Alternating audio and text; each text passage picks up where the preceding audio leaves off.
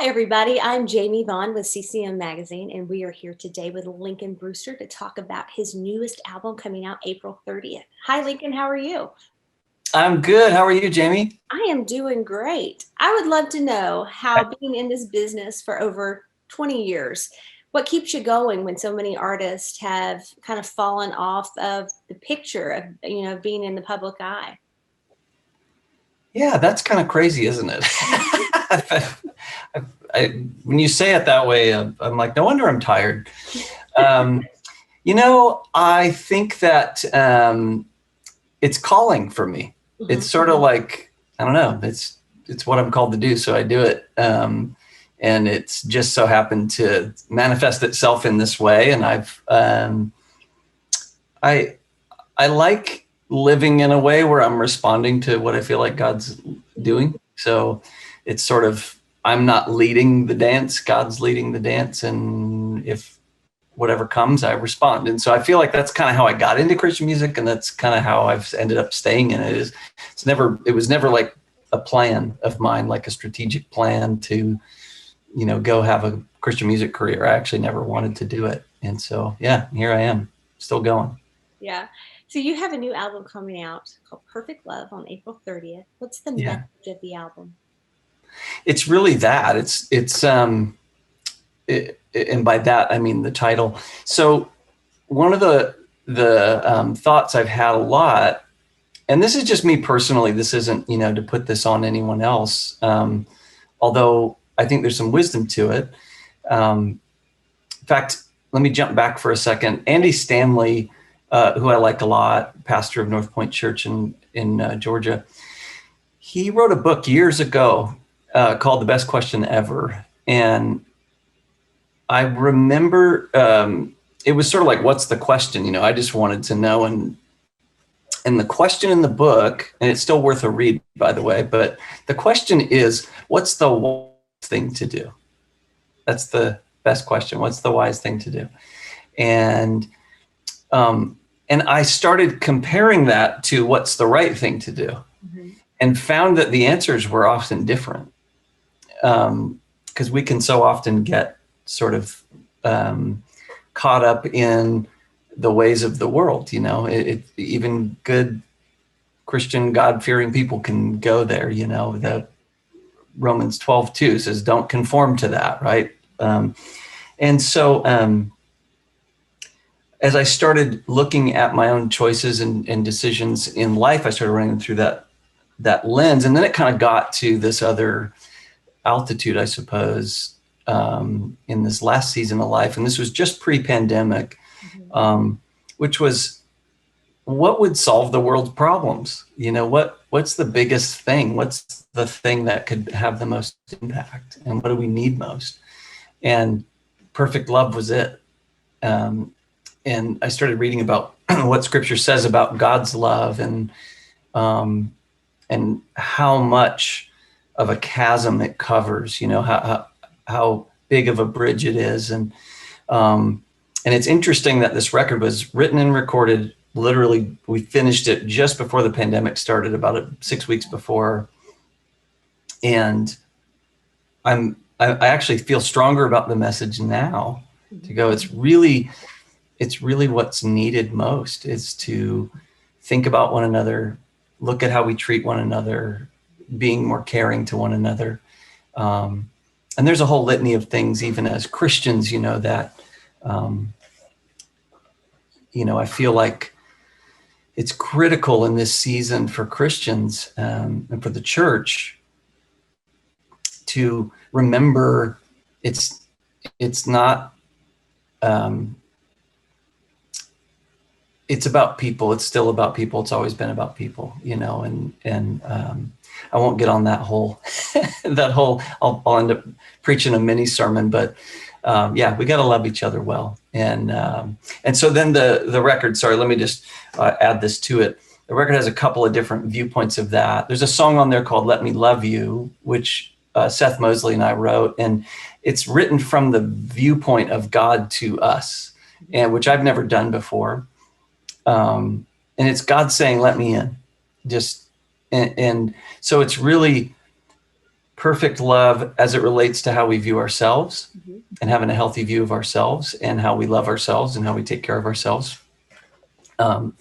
People think self-care and self-love sometimes is like idolatry, but it's actually very scriptural that God's going, well, no, take care of yourself. I want to take good care of you.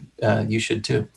And those types of things, when we have healthy self-image, it tends to affect how we view the world and how we treat others. And I think if we could embrace that and do more of it, the world would be a better place.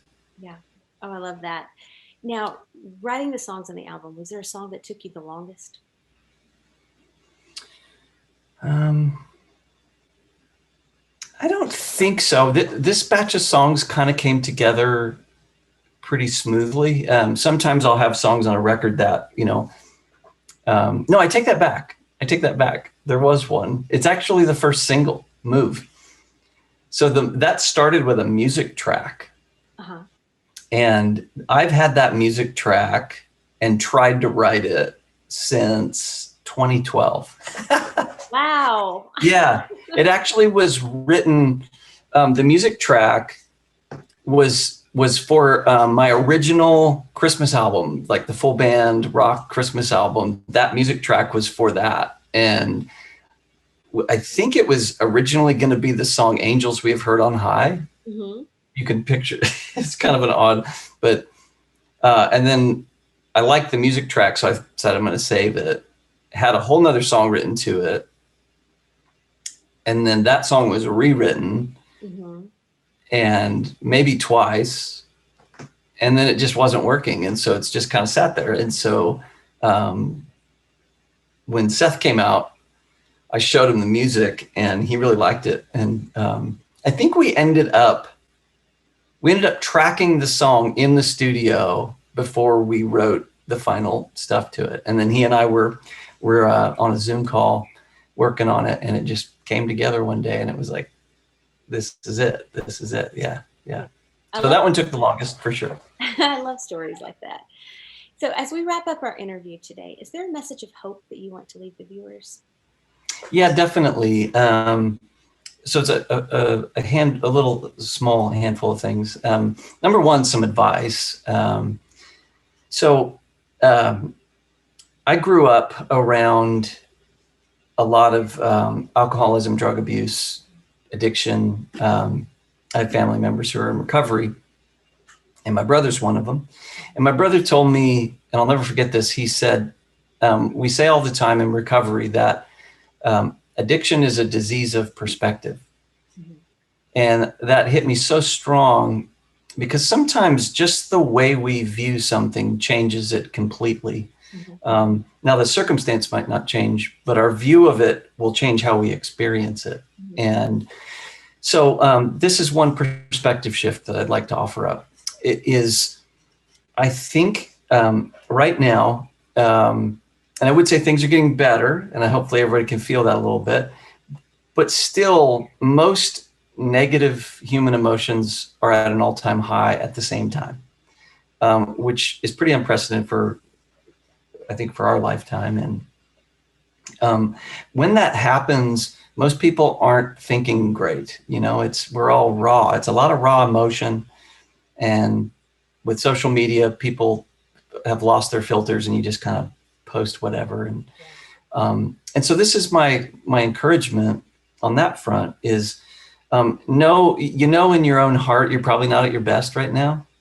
I'm not at my best. I'm tired, and I've definitely had a really difficult year outside of the pandemic.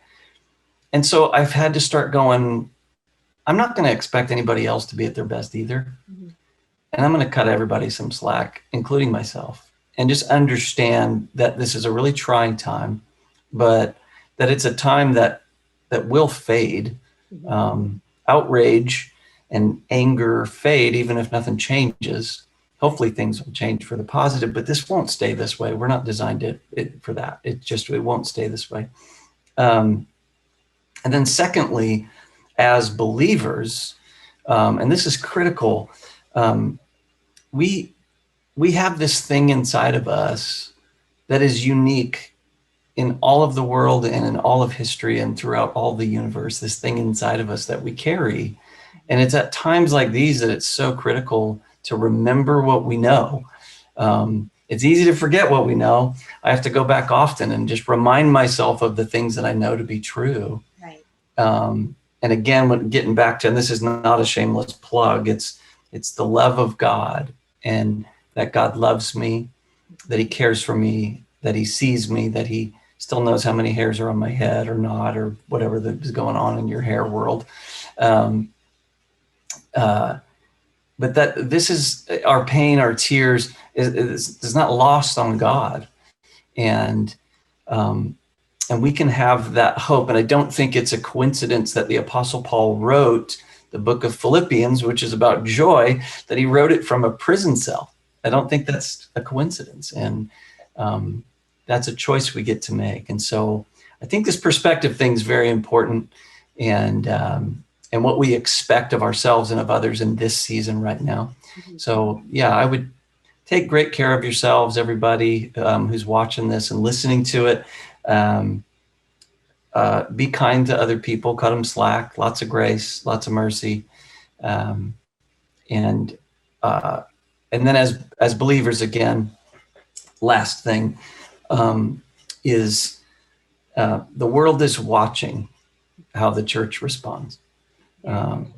And let's be honoring and respectful and show people that we care, even if we believe something different than them. And we've all made sacrifices as believers. We go on missions trips and we give money and we support things. Right now, our world is asking us to do some other things, maybe that we might not fully agree with, but it's might be a subtle inconvenience, but it would show them, hey, we care about you. I just want to respect you. I want to honor you. I want to love you well, and lead with our actions, and not our preferences. And so there you have it. Thank you, Lincoln. I appreciate you coming by and talking to us today. And everybody, the new album, Perfect Love, is out April 30th. Thanks so much. Thank you, Jamie. Blessings. You too.